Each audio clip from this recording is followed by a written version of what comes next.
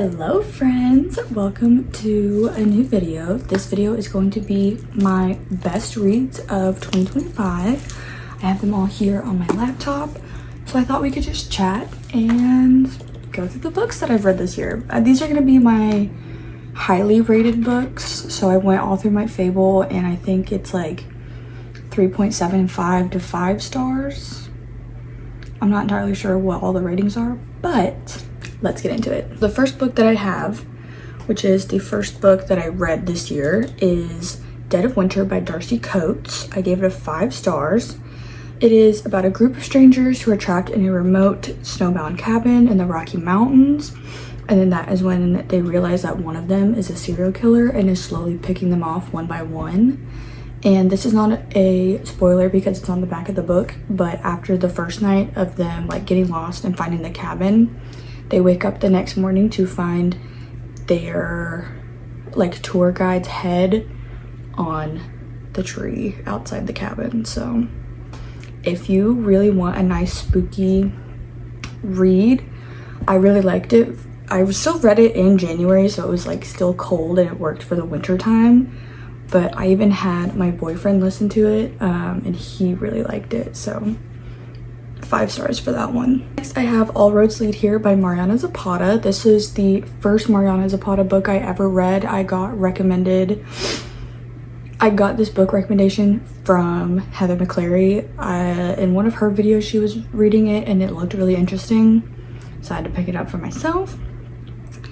Aurora is our FMC who moves to a small mountain town after a breakup, and she falls in love with her landlord, Tobias Rhodes, and through friendship and hikes they overcome past grief and get closer together. Tobias is a single dad.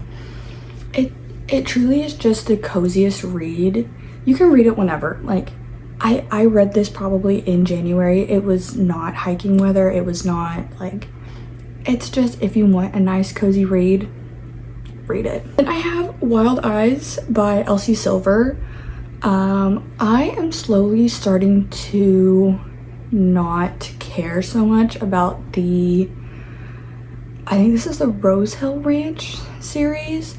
I was really into the first 2 books and I still rated this one pretty highly. I rated it a 4.5, but I think now I would rate it lower just because all of the books in the series, they are all single dad romance books. They just feel very copy and paste, and there's not feeling like a lot of like mix of flavor in these books, which sucks because I really like the oh my god, I can't remember what it's called. I'm looking at it right now. Heartless, Powerless, Reckless, Hopeless. I can't think of what that series is called right now, but that is one of my favorite Chestnut Springs. It is a Chestnut Springs series. That is one of my favorite series from Elsie Silver, and I really like her writing, but for some reason this series has just been meh to me. So looking back on it, I would rate this book lower. Anyways, it is about a chart-topping country singer who seeks peace in a small town but finds her plans disrupted by single dad Weston Belmont.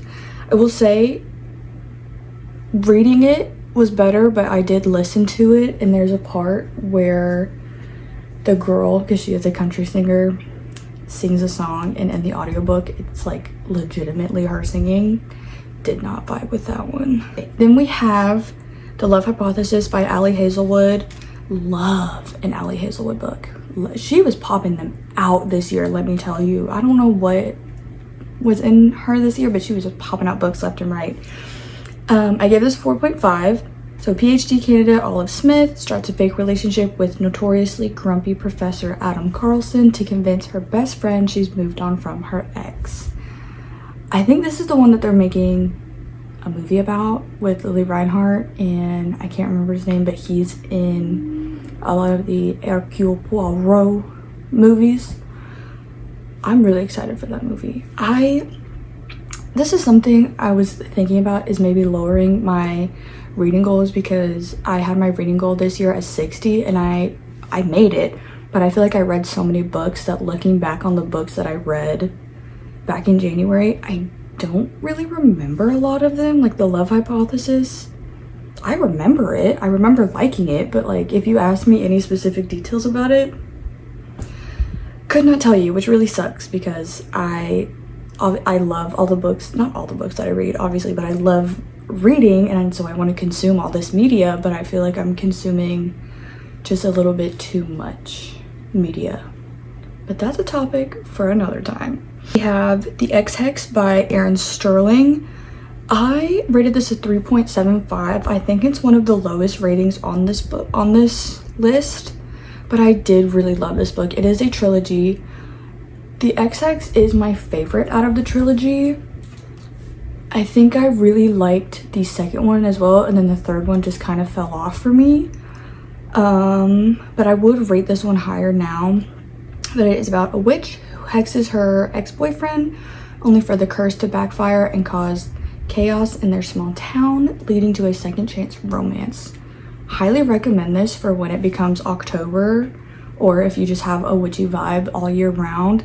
It's so cozy, so small town, and it's that like familiarity of their ex-boyfriend and ex-girlfriend, but like their families have been tied because it is such a small town and everybody knows everybody's business.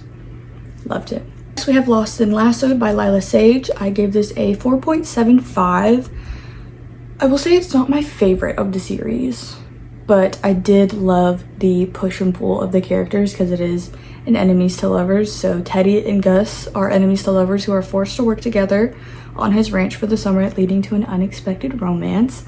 If you've read the previous books, you knew they were gonna end up together. I mean, the tension, oh, I could eat it up. And I just love Teddy's character. I love Lila Sage's writing. I got to meet her this year, which was so fun. Thank you, babe, for taking me to go see her. So fun, but definitely not my favorite in the series. I think it's on here, but Soul Searching, she just came out with that one. I think so far that is my favorite book from her because I love the paranormal aspect. I love spooky, but not like can't sleep at night spooky. I love just a little bit of spooky. Then we have First Time Caller by B.K. Borison. First ever B.K. Borison book. Loved it. Gave it 4 stars. Radio host and a hopeless single romantic mom whose lives intertwine after a viral interview. There is another book coming out for this series, and I am excited to read it. I will say there was a lot of backlash on this book, or not backlash, but like a lot of people not loving this book, and I can see why. The radio host, he's our MMC, he's a little bit lackluster when it comes to character development. It's kind of a lot more on our FMC, but I still loved it regardless. Another Mariana Zapata, The Wall of Winnipeg and Me. This is one that I was recommended a lot to read from her. I gave it 4.5 stars. So Vanessa quits her job for a cold, emotionally distant NFL player, only for him to beg her to return for a fake marriage to help him stay in the US as a Canadian citizen. When I went into this book, was not expecting it to be like fake marriage. Loved it. Cause like from the beginning you can tell that he needs her, and not in a way of like, oh, you're my assistant, you keep my life together, but needs her in a way of like, I just need you to be happy. I need you to be happy so I can be happy, and then my life is good. Love it. I need some water. I'm dying. I have not talked this much in a hot minute. Then we have Deep End by Ali Hazelwood. I gave this one 4 stars. I had no clue what I was getting into when I was going into reading this book. All I know was that the cover was really cute and so many people were hyped up for it. So Stanford diver Scarlett Bandy, recovering from a career-threatening injury, who enters friends with benefits arrangement with Golden Boy Olympic swimmer Lucas Blanc. Well, I still don't know how to pronounce this man's last name, so I'm not even gonna try. Her best friend's ex, only for real feelings to develop. I'm so glad this book was set in a college, because if it was set in a high school, I don't think I would have been able to read it. I am a college girl myself, like college age girl myself, and this is, oh my god, it hit 100%. Like I can fully see this happening in a college setting. Like this has probably happened, but I loved it. There's the way that Lucas cares for Vandy inside and outside of their friends with benefits. Oh, love it. Now this one, I'm not gonna lie, completely forgot about it, and I was fully like going to read the other books in the series. Hold on. That is The Witch Collector by Carissa Weeks. I gave it 4 stars, and I don't really remember this book because I really don't. I was listening to it in and out of work, and like I do fully remember wanting to continue reading this book series, but I had so many other books lined up afterwards, completely forgot. And I think I read this back in like March. Anyways, Raina seeks revenge on the witch collector who took her sister, only to be forced to ally with him against a greater threat, leading to a slow burn enemies to lovers romance. I love an enemies to lovers. You guys know this. I love an enemies to lovers. I do wish I remembered more of this book. I just don't, sadly. If I ever want to continue the series, I'm gonna have to do a reread because I can't tell you much about this book. Speaking of another series I need to pick up again, Crown of Midnight by Sarah J. Maas. I was on a massive SJM kick last year, because I think that was not my first time reading her, because I've read ACOTAR. I think that was 2023 when I started ACOTAR, but like I got all through Crescent City, and then I got Assassin's Blade and Crown of Midnight, and then after Crown of Midnight I just stopped because it's so daunting going into the series, and I have so many other series that I want to read, but I need to carve out time next year to like literally just power through and get through it. Anyways, gave it 5 stars, obviously, duh. Zelena Sardothien serves as the king's champion while secretly working against him, navigating romance with Prince Dorian, Captain Kael, and uncovering deeper conspiracies that test her loyalties and force difficult choices about her future and fate of her kingdom. God, just reading that, I have not heard Kael's name in my ear. I have not read Kael's name on my page. I need it so bad. Oh my god. I know what I'm reading next. Not really. I have no idea what I'm reading next. The Serpent and the Wings of the Night by Carissa Broadbent. I gave this 4 stars. I don't remember this one either, and I don't think I would rate it as high. I don't think I would give it 4 stars because I don't remember it. Oriya, the adopted human daughter of a vampire king who enters deadly century-old vampire tournament called the Kajari to survive and gain power, forming a reluctant alliance with a rival Rain, which develops into a slow burn romance. Even reading that, like, I recognize the word Kajari. Don't know anything else. I think it's because I always get confused between Serpent and the Wings of the Night and From Blood and Ash, because From Blood and Ash consumed me, and then I wish it didn't. We'll get into that. You guys know how I feel about the way that From Blood and Ash went. Love and Other Conspiracies by Mallory Marlowe. This was a surprise hit for me. I was just scrolling through Libby looking for what was available, and I found this. Love it, and I'm waiting for the second book to be available because it's been on hold for months. Gave it 5 stars. I truly, if you need a little quick contemporary romance, do this one. Paranormal conspiracy theorist and a web series producer who find love despite their skepticism. Basically, they go on a hunt for Bigfoot. I'm pretty sure that's what it was. They go on a hunt for Bigfoot, and I love it. And it's so funny, like, watching them kind of poke and prod at each other because they have opposite views on conspiracy theories. Problematic Summer Romance by Allie Hazelwood. Again, we know Allie. She was popping this shit out this year. 4.5 stars. I think I would rate it higher. I think I would give it 4.75 now because I did really like it.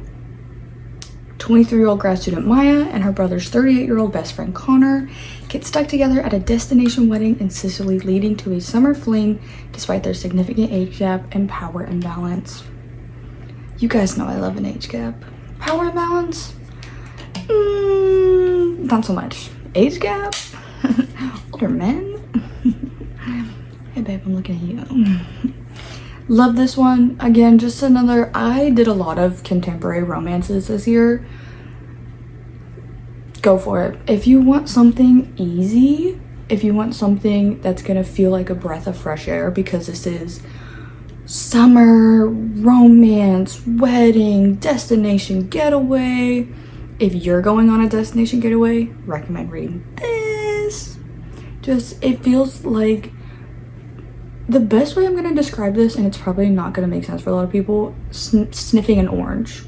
Very fresh, very refreshing, very summer. Does that make sense? We have From Blood and Ash by Jennifer L. Armentrout. Loved this one. Hate the way the other books have gone. I think it was like the second or the third one. I think it was the second one that I gave up on. Love From Blood and Ash. 4.5 stars. Maiden Poppy, chosen from birth for a solitary life whose duty becomes entangled with desire when a golden-eyed guard, Hawk, enters her life, forcing her to question her destiny amidst the kingdom's violent resurgence.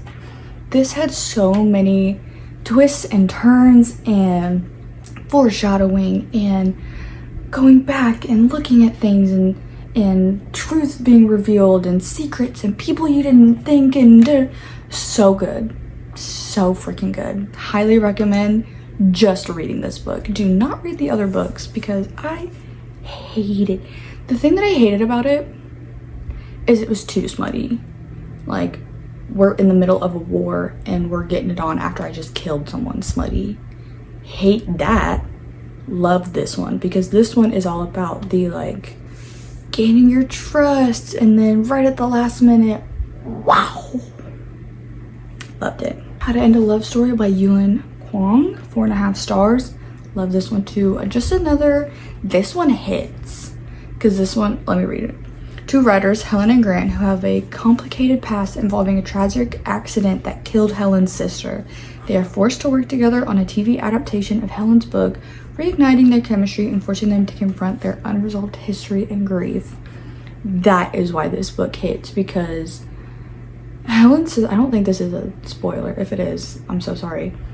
Helen's sister kills herself and does that by crashing into someone, that someone being Grant, and this happened when they were in high school, and so obviously their lives have been intertwined ever since.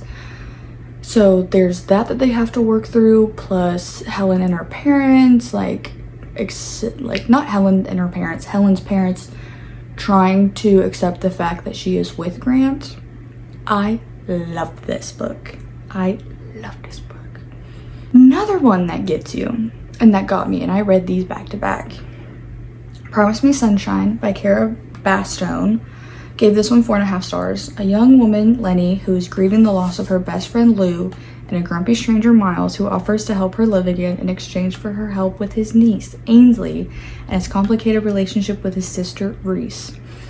If you want a story about helping and living life again and learning to love life again, highly recommend this book, because while at the surface it just seems like a contemporary romance, when you get into it, the way that Miles so quickly hops in to help Lenny without even a doubt, without even a second guess, and in return Lenny helping Miles fix his relationship with his only, like, his remaining family. Oh my god, it's perfect. It's so, have tissues on hand. Okay, we get into Shield of Sparrows by Devney Perry. I gave this one 5 stars. A princess forced into a political marriage with a monster hunter set in a world with monsters and ancient magic. That is the most bland thing I could have ever written for this. This one, I really loved it, but it reminds me so much of From Blood and Ash. It really seems like they just went kind of copy and paste, but I don't know, man, because like every time I go to think back on this book, I end up thinking of From Blood and Ash. Every time I go to think back on From Blood and Ash, I end up thinking of Shield of Sparrows. So you can read one and not read the other, honestly. Okay, so I was wrong. It is the third book of From Blood and Ash that I don't like. The second one, completely fine. Kingdom of Flesh and Fire by Jennifer L. Armentrout, 4 stars. Poppy navigates her role as the maiden, her complex relationship with Castile Denier, and the political turmoil between kingdoms, uncovering deceptions and facing new dangers. This one was really good, but this is when the bad writing and the lack of plot does start to come in. Still good, but the third one definitely I hate Reddit till the very end, and I will not be continuing the series. Yellow Face by R.F. Kuang, first ever R.F. Kuang book. Very surprised. I had to look what this book was about because I had no prior knowledge, just saw it a whole bunch and thought, let's read it. Even though I looked it up, had no clue what I was going into. Gave it 4 stars. Struggling white author June Hayward steals and publishes the manuscript of her recently deceased Chinese-American rival Athena Liu, passing it off as her own work under a new ambiguously ethnic name, Juniper Song, to achieve literary success. This is the first book that I've read in a while that deals very heavily with like how the world perceives you and what would you do given the choice. Like that show with John Quinones, I'm John Quinones and this is what would you do. This is very much that to the extreme, because if you've never read this book, I'm not going to say much about it. Please go read it. I highly suggest go reading this book. I think you would love it. But towards the end, it's like, I'm going to give you a very brief overview. So she skyrockets her book comes out, she goes outrageously high, she gets all the money, she gets all the fame, she gets all the awards, and then it's like, okay, now come out with another book. But because she used not her book, she has nothing. So when the second one comes out, that's when people are like, oh, okay, so this isn't you, so this is not your right. Like, then her life kind of starts to fall apart and she starts to spiral internally and like thinking that Athena is there when she's not because she's dead. I love this book. Please go read. I need to read other R.F. Kuang books. I really want to get into the Poppy War, but from what I've seen, that takes a lot, so I'm scared. Last 2 books, we have Wild and Wrangled by Lila Sage, 4.5 stars. Camille Ashwood and her high school sweetheart Dusty Tucker, who reconnect when she moves next door to him after her wedding falls apart, forcing them to confront their past and rekindle their first love.